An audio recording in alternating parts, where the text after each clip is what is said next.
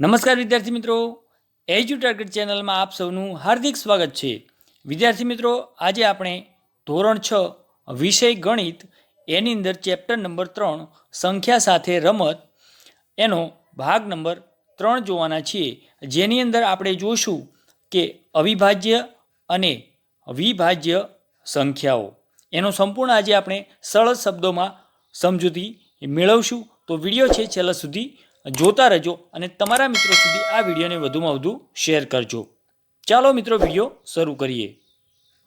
મિત્રો, હજુ સુધી તમે અમારી એજ્યુ ટાર્ગેટ ચેનલ સબસ્ક્રાઈબ ના કરી હોય તો સબસ્ક્રાઈબ કરી લેજો અને બાજુમાં આવેલ બેલ આઇકન દબાવી દેજો.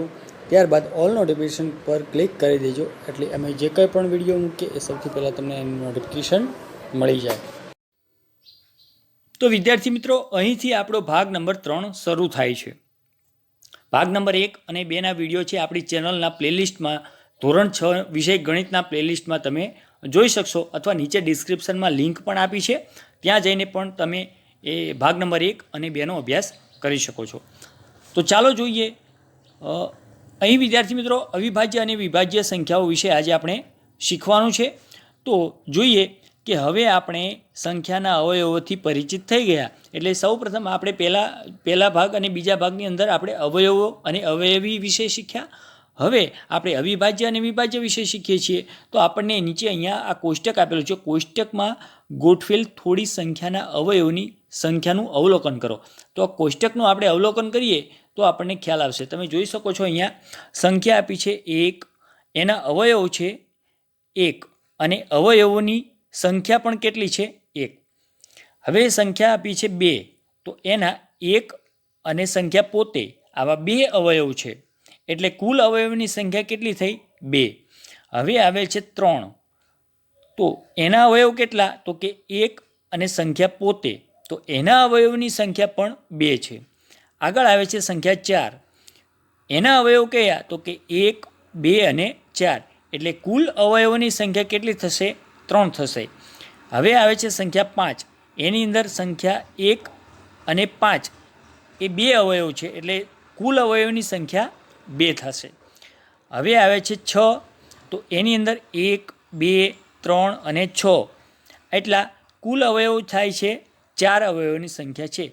એ તમામ તમે અહીંયા લખેલું છે એ તમે આ કોષ્ટકનું અવલોકન કરી શકો છો. તો આ અવલોકન પરથી આપણને શું ખ્યાલ આવે છે, તો તમે જોઈશો કે આપણે જોઈએ કે સંખ્યા 1 પાસે ફક્ત એક જ અવયવ, એટલે કે એ પોતે એક જ અવયવ છે.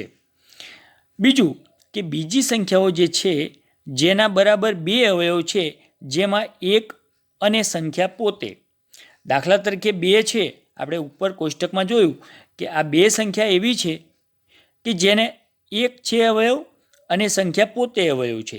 આ 3 પણ એવી છે કે જેને 1 છે અને સંખ્યા પોતે છે. આ 5 પણ એવી છે કે જેને 1 અવયવ છે અને સંખ્યા પોતે છે. આ 7 પણ એવી છે કે જેને 1 છે અને સંખ્યા પોતે છે. ત્યાર પછી 11 પણ એવી છે કે જેને 1 છે અને એક સંખ્યા પોતે છે. આવા કુલ 2 અવયવ છે, તમે જોઈ શકો છો. હવે શું તારણ નીકળે છે કે આવી સંખ્યાઓ 2, 3, 5, 7 અને 11 છે. આ સંખ્યાઓ અવિભાજ્ય સંખ્યાઓ છે. એટલે આપણે કહી શકીએ કે 1 સિવાયની એવી સંખ્યાઓ કે જેના અવયવ માત્ર 1 અને સંખ્યા પોતે હોય, તો તેને અવિભાજ્ય સંખ્યાઓ કહેવામાં આવે છે. એટલે કે કુલ એને 2 જ અવયવ હોય તો એવી સંખ્યાઓને આપણે અવિભાજ્ય સંખ્યા કહીશું. ચલો, હવે આ સિવાયની કેટલીક અન્ય અવિભાજ્ય સંખ્યાઓ શોધવાનો પ્રયાસ કરો. તો આવી ઘણી બધી સંખ્યાઓ અવિભાજ્ય નીકળતી હોય છે. હવે જોઈએ કે 4, 6, 8, 10 વગેરે સંખ્યા 2 કરતાં વધુ અવયવ ધરાવતી સંખ્યા છે. આ સંખ્યા વિભાજ્ય સંખ્યાઓ કહેવાય છે. તો આપણને ખ્યાલ આવી ગયો કે જેને 2 અથવા તો 2થી ઓછા અવયવ હોય, જેને 2 જ અવયવ હોય, એને આપણે કહીશું અવિભાજ્ય સંખ્યા, અને 2 કરતાં વધુ અવયવ હોય એને વિભાજ્ય સંખ્યા કહીશું. હવે આ 1 છે એ અવિભાજ્ય કે વિભાજ્ય સંખ્યા નથી, એનું પણ આપણે ધ્યાન રાખીશું. ચલો, 2 કરતાં વધારે અવયવો ધરાવતી સંખ્યાને અવિભાજ્ય સંખ્યા કહેવામાં આવે છે.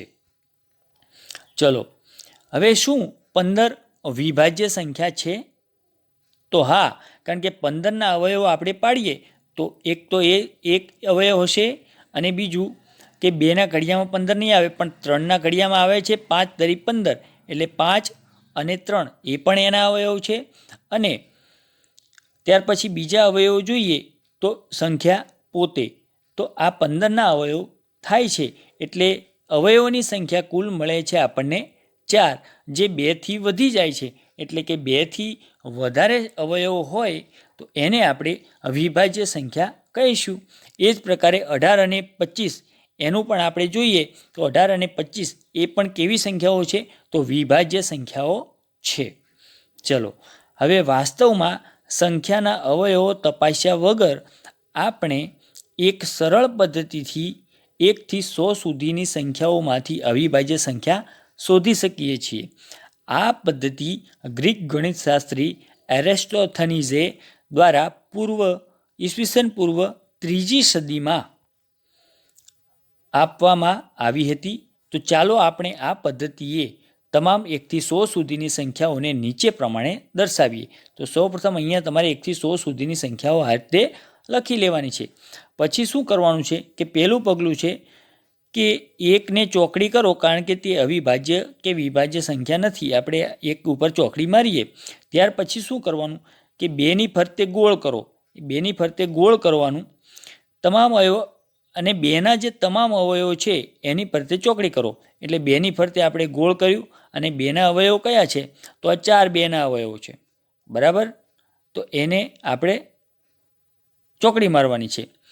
એ જ પ્રકારે અહીં 2 સિવાયના એટલે કે 4, 6 અને 8 તેથી વધુ બીજા બધા હોય એ રીતને અહીંયા આપણે એના અવયવો છે એને ચેકી નાખવાના છે. ત્યાર પછી પગલું 3 આવે છે કે તમને મળશે કે આગામી ચોકડી વગરની સંખ્યા 3 છે. હવે 3ની ફરતે ગોળ કરો અને 3 સિવાયના 3ના તમામ અવયવીને ચોકડી કરો. એટલે 3ના કડિયામાં જે કોઈ પણ આવતા હોય એ સંખ્યાની ચોકડી કરવાની. ચલો, આગામી ચોકડી વગરની સંખ્યા 5 હશે. હવે 5ની ફરતે ગોળ કરો અને 5 સિવાય 5ના તમામ અવયવીને ચોકડી કરો. એટલે 5ના ઘડિયામાં જે પણ કોઈ આવતા હોય, 5ના જે અવયવી છે, અવયવ નહીં પણ અવયવી છે, એની ફરતે આપણે ચોકડી મારવાની છે. આમ આપણે કરતા જઈશું. એટલે આ પ્રક્રિયા ચાલુ રાખો કે જ્યાં સુધી તમારી યાદીમાં સંખ્યાઓ ઉપર ગોળ ન થઈ જાય અને ચોકડી ન થઈ જાય. એટલે બધી જ સંખ્યાઓ ગોળ થઈ જશે અથવા તો ચોકડી થઈ જશે. આ બધું જ થઈ જાય. જેની ફરતે ગોળ કરેલ હોય તેવી બધી સંખ્યા અવિભાજ્ય સંખ્યા છે, અને બધી ચોકડી કરેલી એક સિવાયની જે સંખ્યા છે એ વિભાજ્ય છે. હવે આ પદ્ધતિને એરિસ્ટોથનીઝની ચાળણી કહેવામાં આવે છે. હવે અહીંયા આપણને ઉદાહરણ આપ્યા છે. ઉદાહરણ 1 કે 15 કરતાં નાની બધી અવિભાજ્ય સંખ્યાઓ લખો. આવું પરીક્ષામાં આપણને દાખલો પૂછાય તો 15થી નાની અવિભાજ્ય સંખ્યા લખવી પડે. તો આ ચાળણીની પદ્ધતિના નિરીક્ષણ દ્વારા આપણે સરળતાથી જરૂરી અવિભાજ્ય સંખ્યા લખી શકીએ છીએ. તે 2, 3, 5, 7 અને 11 અને 13 આ અવિભાજ્ય સંખ્યાઓ છે જે 15 કરતાં નાની છે. તો વિદ્યાર્થી મિત્રો,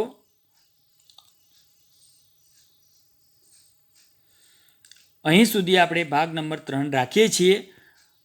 આગળના આપણે જે અભ્યાસ છે એ આગળના વિડીયોની અંદર આપણે જોઈશું. તો વિદ્યાર્થી મિત્રો, તમને અમારો વિડીયો ગમ્યો હોય તો ચેનલને લાઇક, શેર અને સબસ્ક્રાઈબ જરૂરથી કરજો. નવા વિડીયો વિશે સાથે ફરી મળીશું. ત્યાં સુધી આવજો.